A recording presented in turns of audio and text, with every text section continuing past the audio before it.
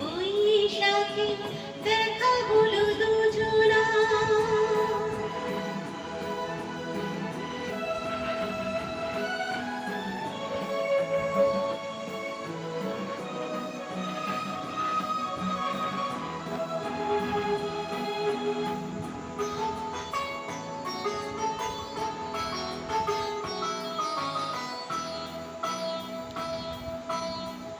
তখনই তো হলো দেখা, চেনা নয়ন কিছু ছি ছি, জানাজানি হয়ে গেছে আধার, যখনই কথা পেয়েছে।